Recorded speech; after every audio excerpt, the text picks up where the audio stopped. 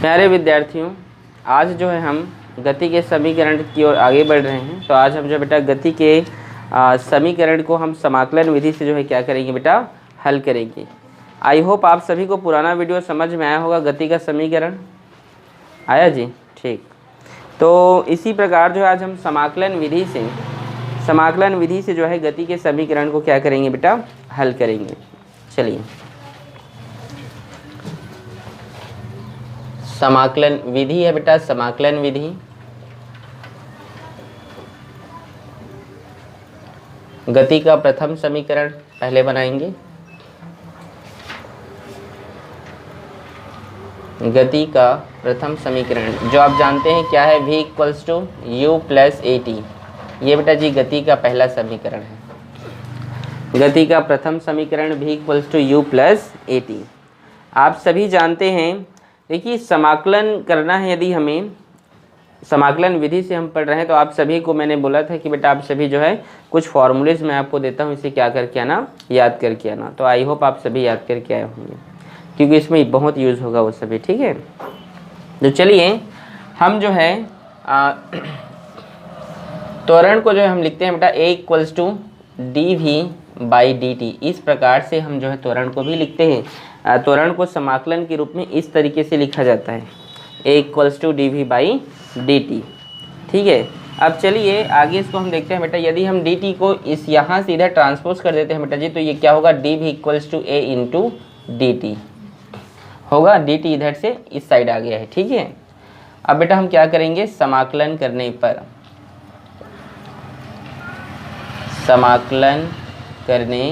अब हम समाकलन करेंगे। चलिए, d v equals to a into d t, और नीचे को कहते हैं बेटा जी लोअर लिमिट और ऊपर को कहा जाता है अपर लिमिट। तो यहाँ पर एक फॉर्मूला यहाँ पे आप लिखेंगे, यहाँ पे मैं लिखवा दे रहा हूँ, डी एक्स इक्वल टू होता है एक्स। ये फॉर्मूला जो है बेटा आप क्या करेंगे, याद कीजिएगा, ठीक है। तो चलिए यहाँ पे हम देखते हैं, यहाँ पे बेटा हमको लिमिट देना है। नीचे वाले को कहा जाता है लोअर लिमिट और ऊपर वाले को कहा जाता है अपर लिमिट, ठीक है। तो यहाँ पे ये वेग है, तो यहाँ पर प्रारंभिक वेग u और ये अंतिम वेग क्या होगा, v।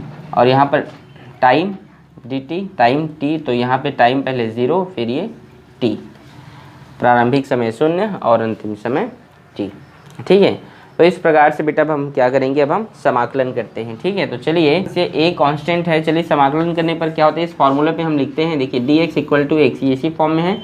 मतलब हम किसको लिखेंगे, x, मतलब यहाँ पे क्या लिखेंगे हम, v, और यहाँ पर lower limit upper limit.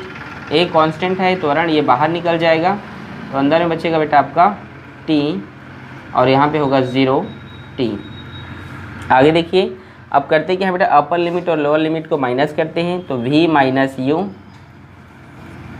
Equals to a t minus 0, ठीक है, t माइनस 0।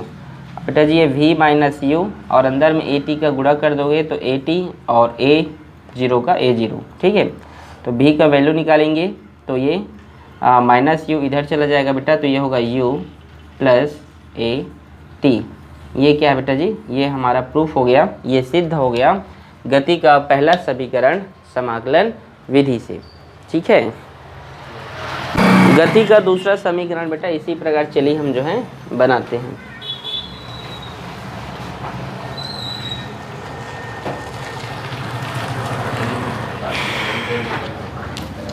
गति का द्वितीय समीकरण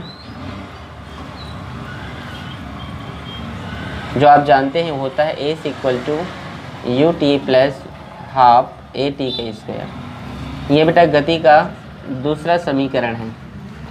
इसे हमें समाकलन विधि से क्या करना है बेटा जी, हल करना है।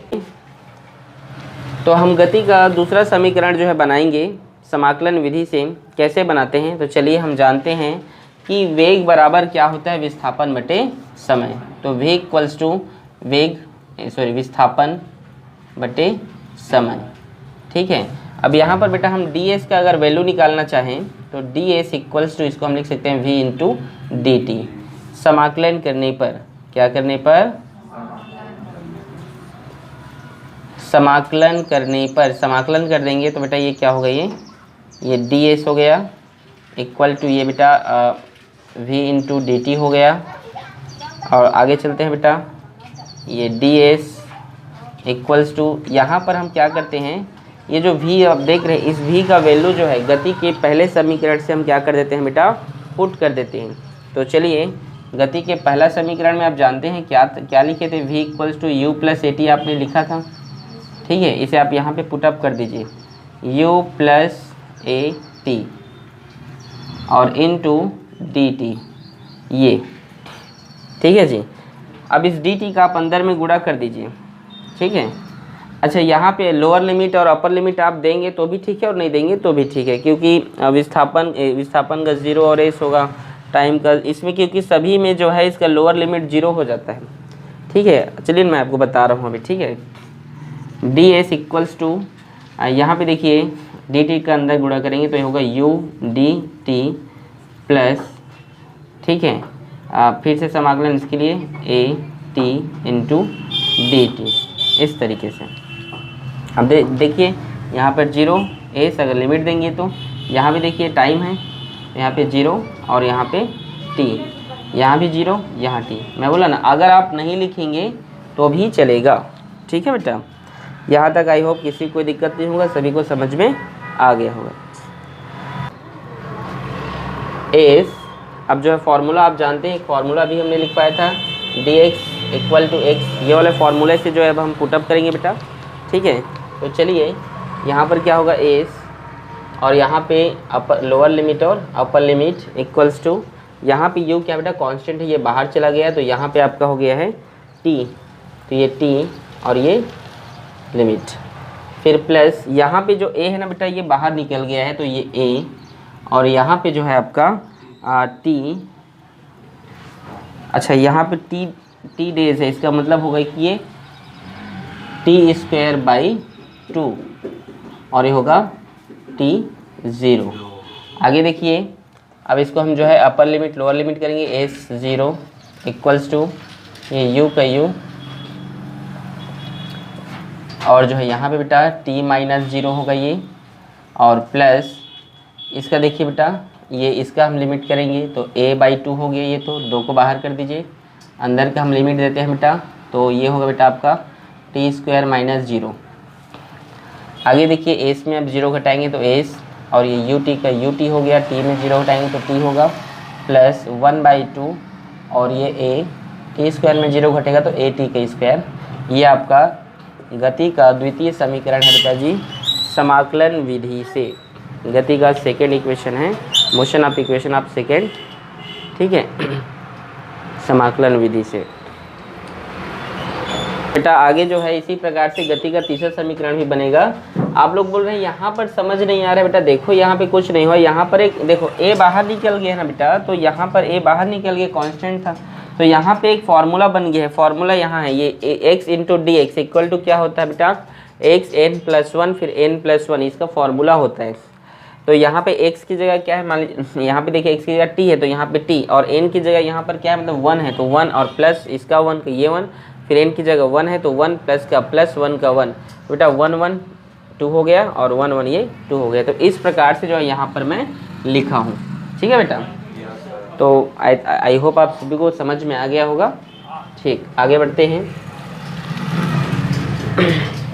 देखिए मेहनत करना बहुत ज़रूरी है बेटा, चाहे समाकलन विधि हो चाहे ग्राफीय विधि हो, जब तक आप अच्छे से मेहनत नहीं करेंगे तब तक आपको ये समझ में नहीं आने वाला, ठीक है। तो आप सभी को मैं ये सजेस्ट करना चाहता हूँ कि आप अच्छे से मेहनत कीजिए, ठीक है। तो बेटा अगला है बेटा हमारा गति का तीसरा समीकरण, गति का तृतीय समीकरण। गति का तीसरा समीकरण आप जानते हैं ये होता है बेटा v square equal to u square plus 2as। हम जानते हैं कि त्वरण बराबर होता है बेटा dv बाई dt, ये त्वरण का जो है सूत्र होता है। अब यहाँ पर हम क्या करेंगे, एक इसको हल करने के लिए समाकलन विधि से एक हम नए मेथड से इसको बनाएंगे। कैसे बनाएंगे बेटा, तो आपको समझना होगा कि इसके ऊपर में ds और इसके नीचे में ds का गुणा कर देंगे, अर्थात ds का गुणा और ds का भाग करेंगे, ठीक है। तो चलिए अंश में हम ds का क्या कर देते हैं, गुणा, और हर में उसका भाग कर देंगे, या अंश और हर में ds का गुणा करने पर, ठीक है। तो यहाँ पर आप लिख लीजिएगा ds का गुणा करने पर, ds का गुणा करने पर तो क्या होगा बेटा, यहाँ पर a इक्वल्स टू होगा बेटा ये dv by dt multiply ds by ds। आगे देखिए बेटा a इक्वल्स टू, यहाँ पर हमें जो ds है ds by dt multiply dv by ds, अर्थात ये ds को हमने आगे लिखा, अरेंज किए हमने, यहाँ पर क्या कर दिया, यहाँ पर हमने अरेंज किया है। तो अरेंज कर दिए यहाँ पे, कैसे क्यों किए बताऊँगा। ds को आगे कर दिया मैंने, dt यहीं पर है, या dv को मैंने इधर कर दिया, गुणा है आप कर सकते हैं, ठीक है। आप जानते हैं कि ये विस्थापन बटा समय, अर्थात आप जानते हैं ये वेग होता है, ठीक है। तो ये क्या ds by dt equal to v होता है, आपने लिखा है, ठीक है, इनटू बेटा जी ये इंटू dv, और ये ds को आप इधर ट्रांसपोज कर दीजिए, तो a इंटू ds, ये ds इधर से इधर आ गया बेटा, ठीक है, और ये इसका v हो गया और ये dv का dv। समझ आ रहा है ना। समाकलन करने पर, समाकलन करने पर, तो समाकलन कर देंगे बेटा, तो ये a ds equals to v into dv, ठीक है। और यहाँ पर जो है बेटा ये यहाँ पर लिमिट दे देते हैं, यहाँ पे 0 और यहाँ पे s, और यहाँ पे बेटा हम लिमिट देते हैं वेग है, तो यहाँ पे लिमिट होगा बेटा हमारा प्रारंभिक वेग और अंतिम वेग। आगे देखिए बेटा, इसी तरीके से हम आगे बनाते हैं। यहाँ पर जो a है इसको हम क्या करते हैं बेटा, बाहर निकाल देते हैं, कांस्टेंट वैल्यू है वो, तो a को हम बेटा बाहर कर दिए, तो a, और यहाँ पे जो है ds, अभी मैंने फॉर्मूला बताया था ना कि dx इक्वल टू एक्स करके, integration dx equal to x, तो यहाँ पर क्या होगा बेटा जी s, और यहाँ पे हम लिमिट को पुट कर देंगे 0s इक्वल्स टू बेटा, यहाँ पे देखिए फॉर्मूला है बेटा कि ये v डेज है, देखिए ये v1 इंटू dv। तो अभी मैंने एक फॉर्मूला आपको बताया था कि यदि x इंटू डी है तो उसे आप कैसे लिखते हैं, x n plus 1 by n plus 1, अर्थात यहाँ पे आप लिख सकते हैं बेटा v स्क्वायर बाई 2, और लिमिट दे दीजिए u और v। आगे देखिए a, और ये s minus 0 upper limit minus lower limit, तो ये होगा v स्क्वायर माइनस, अच्छा यहाँ पर ये जो 2 है, ये जो 2 है इसको हमने जो है बाहर लिख लिया 1/2, ये v square minus u square, ये अपर लिमिट और लोअर लिमिट। यहाँ पे ये 2 इधर भाग में है, इधर चला जाएगा बेटा तो गुणा में बदल जाएगा, तो ये 2as इक्वल्स टू ये होगा v square minus u square, minus u square को बेटा आप ट्रांसफ़र कर दीजिए, ट्रांसपोज कर दीजिए, तो ये होगा बेटा आपका v square equals to u square plus 2as। ये आपका गति का तीसरा समीकरण समाकलन विधि से बेटा हल होता है। आई होप कि आप सभी बच्चों को यह समझ में आया होगा। आशा करता हूँ कि ज़्यादा से ज़्यादा आप इस वीडियो को अपने दोस्तों में शेयर करें, लाइक करें, सब्सक्राइब करें और अच्छे से पढ़ाई करके जीवन में आगे बढ़ें। Okay, thank you.